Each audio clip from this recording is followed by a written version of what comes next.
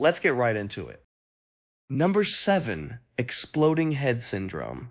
Sounds like a Michael Bay movie you'd watch, ironically, until it happens to you at 3 a.m. while you're trying to sleep.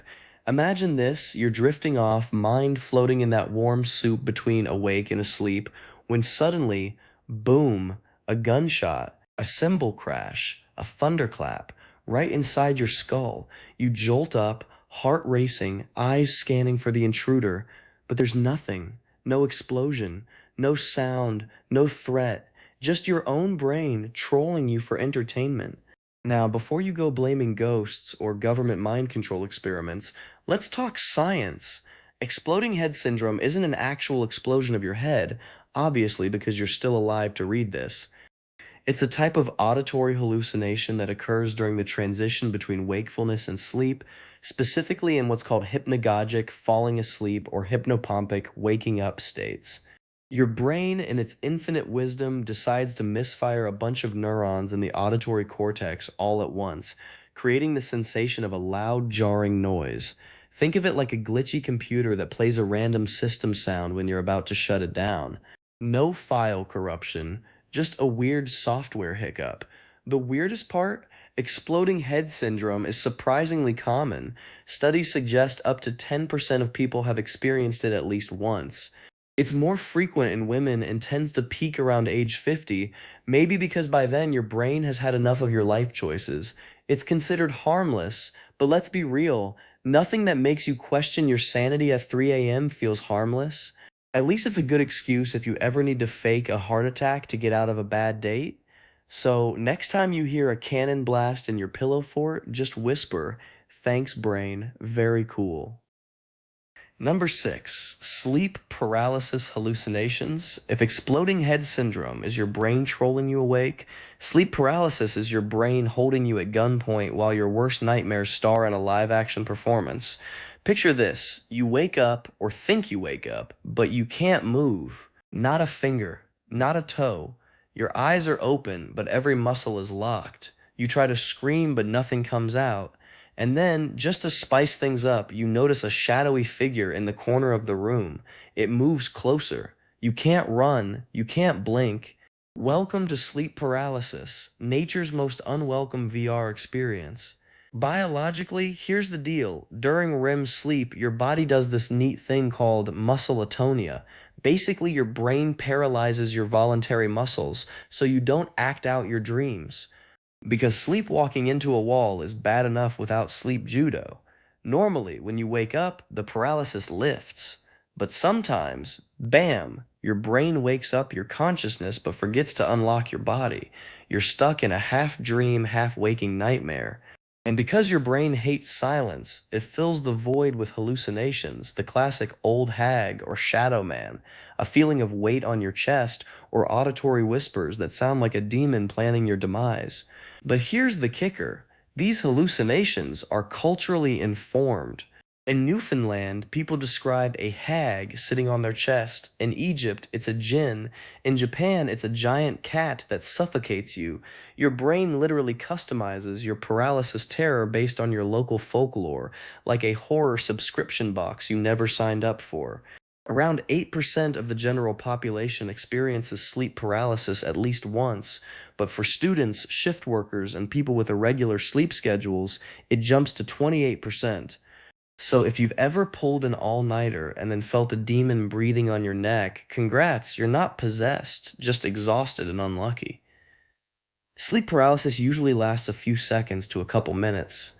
But let's be honest, when you're face to face with a shadow demon, a minute feels like a season of a Netflix thriller. And just like Thriller, there's always a sequel. Maybe the creepiest part, it's completely harmless. Tell that to your adrenaline-soaked lizard brain. Number 5, the Mandela effect. You probably remember Nelson Mandela dying in prison in the 1980s. He passed away in 2013 out of prison as a free man and former president of South Africa. But thousands of people distinctly recall his funeral in the 80s, complete with TV coverage and emotional eulogies. So, what gives? Is it a glitch in the Matrix, a parallel universe bleeding into ours? Or is your brain just the world's worst file recovery system? Here's the truth. The Mandela effect is a massive collective false memory. And it's not just Mandela. Remember the Berenstain Bears? You probably spelled it Berenstain with an ein. Nope, it's always been Stain. How about Luke, I am your father? Darth Vader never says that. He says, no, I am your father. Oops. And the Monopoly Man? He doesn't wear a monocle. Not ever. That's Mr. Peanut. Psychologists explain this with schema theory. Your brain is a lazy librarian. Instead of remembering every exact detail, it stores the gist and fills in gaps with what makes sense. Stain sounds wrong, so your brain autocorrects to the more common German suffix Stein. A rich man in a top hat must have a monocle, right? And for a big historical figure like Mandela, who was in prison for so long, your brain assumes the most dramatic narrative, he died there, when actually he lived to be 95. But then why do so many people share the same false memory? Partly because we all have similar cultural scripts and cognitive biases. The internet amplifies it. Once one person says, wait, it was Berenstain, everyone nods and the false memory snowballs. There's even some evidence that we re-encode memories every time we recall them, subtly altering the file. So your memories aren't backups, they're live streams you keep remixing. In 2016, a study found that 76% of participants incorrectly remembered a common image like the Monopoly Man's monocle when shown it quickly. So no, we haven't slipped into a parallel dimension. But isn't it more terrifying that our brains can collectively fabricate reality and we'll never know without checking Google? And by the time you do, your brain will probably rewrite that memory too. Number 4, Jamais Vu. Everyone knows deja vu, that eerie feeling that you've experienced something before even though you haven't. But its sinister twin, Jamais Vu, is way creepier and way less famous. Jamais Vu is when something completely familiar suddenly feels alien. You look at your own hand and think, wait, is this a hand? Are these fingers? Have I always had these? Or you stare at a word, like door, and it loses all meaning. Door. That can't be right. It looks made up. Your own name, spoken 10 times in a row, sounds like a foreign language. This happens because your brain has a neat little system, expectation versus reality. Normally, you see a door, your brain says door, and you move on. But if you look at it too long or too many times, the brain's pattern recognition gets overwhelmed. It stops matching the sensory input with the stored memory, and you get stuck in a loop where the thing is both familiar and unfamiliar. It's like when Google reverse image search returns no results found for a picture of your mom. Psychologists induced Jamais Vu in a 2020 study by having participants write the word the over and over. After about 30 repetitions, 70% of people reported feeling strange, like the word was wrong. Some felt the research was a prank, others thought the pen was broken. One even asked the researcher, is this a real word? At 30 repetitions, your brain basically goes into existential crisis mode. Imagine what happens when you say spoon 30 times to a spoon. Does it even exist? Jamais vu is rare in daily life, but it can happen to anyone, especially if you're anxious, sleep deprived, or doing a repetitive task. Some researchers think it might be a brain reset mechanism, a way for your neural networks to break a loop when they get stuck.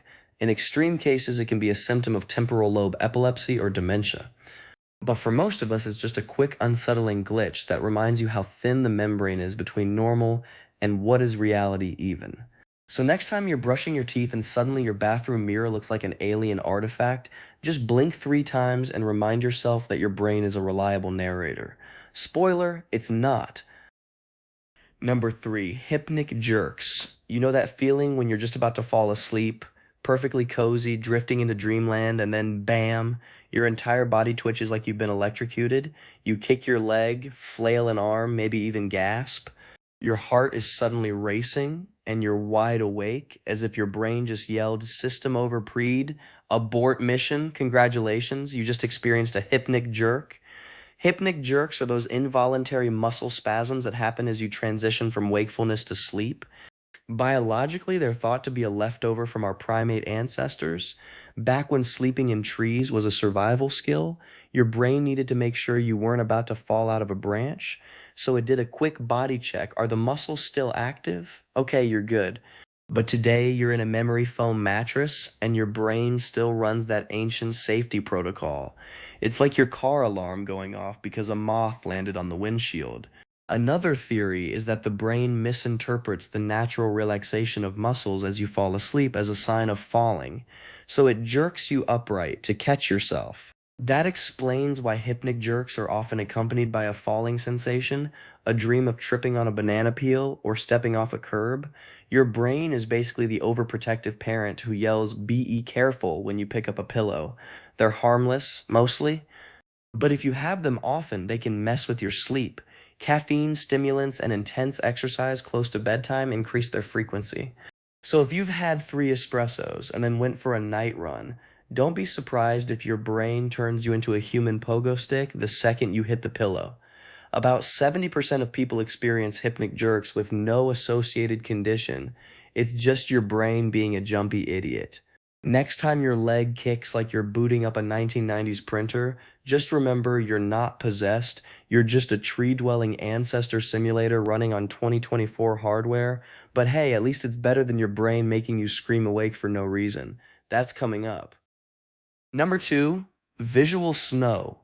If you've ever looked at the sky or a dark wall and noticed tiny flickering dots, like static on an old TV set, you might assume everybody sees that. They don't. For about 2 to 3% of the population, the world has a permanent, subtle overlay of TV static. It's called visual snow, and it's basically your brain's visual cortex being permanently set to grainy mode. Visual snow isn't something you can look away from, blink away, or rub away. It's constant. Usually it's mild, like trying to see a movie through a slightly dusty film. But for some, it's severe enough to cause headaches, floaters, and trouble reading or driving at night. It can be accompanied by tinnitus, that ringing in your ears, making you a walking sensory glitch machine. What causes it? Neuroscientists think it's hyperactivity in the secondary visual cortex, the part of your brain that processes visual information after it leaves the primary visual cortex. Normally, this area filters out random neural noise, but in visual snow, the filter is broken.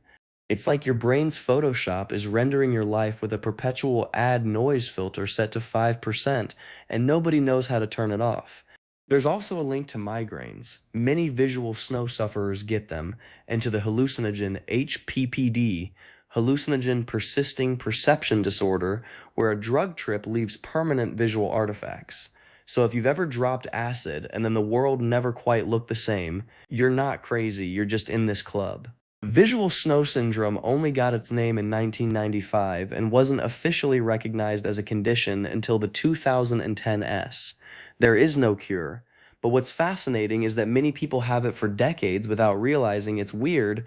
They just assume everyone sees the world through a layer of fine sand. It's disturbingly common, yet rarely discussed. So, do you see it? Look at a blank wall. Is it perfectly smooth, or are there faint sparkles? If you see sparkles, congratulations, you're in the static club. If you didn't before reading this, but now you do because your brain is suggestible, welcome anyway. Either way, your brain has been gaslighting you about the clarity of reality your entire life. Number 1, forced facial expressions without warning. Ever been in a serious situation like a funeral, a tense meeting, or an argument, and suddenly your face decides to smile? Not a polite grimace, but a full, inappropriate grin. You try to stop it, you think about dead puppies. You bite your cheek, but the smile grows, your eyes start watering, and now everyone thinks you're a psychopath. Congratulations, you've experienced the forced facial expression glitch, also known as the brain short circuits on emotional regulation. This phenomenon is linked to a failure in your brain's display rules. Your prefrontal cortex normally acts like a bouncer for your facial expressions. It suppresses the smirk when your boss is yelling. It forces a poker face in awkward silences. But sometimes, especially under high stress or extreme emotional incongruity, the system crashes. The neural pathways that produce expressions disconnect from your emotional state, and your face does whatever it wants. It's like when your computer keyboard starts typing random characters because the USB cable is frayed. Your brain is sending the right signal, but the output port is glitching. Psychologists call it emotional contagion gone wrong, or more specifically, nervous laughter or inappropriate affect. It happens because your brain is overwhelmed by conflicting inputs. You're sad, but also anxious that you're expected to look sad, which creates a tension that gets released through laughter. The most advanced hypothesis is that it's a primitive stress release mechanism, like how apes bare their teeth as a submissive gesture. But in modern context, you just look like you're enjoying the eulogy a little too much. In extreme forms, it can be a symptom of pseudobulbar affect, a condition where tiny neurological damage messes up emotional regulation, causing uncontrollable crying or laughing at random times. But for most people, it's just an embarrassing glitch that strikes at the worst possible moment. When your partner asks, "Did you leave the toilet seat up?" and you say no with the grin of a serial killer confessing. So next time your mouth betrays you with a giant smile during a parent-teacher meeting about your failing grade, don't panic, just whisper to your brain, "Nice try, I'll get you back during your next sleep paralysis demon." Your brain may control your face, but at least you know it's a glitchy control. And now you have 7 new reasons to never trust the 3-pound organ inside your skull. Good night, stay static free. That's all for this video. I will be making similar kind of video in future. Subscribe to stay updated.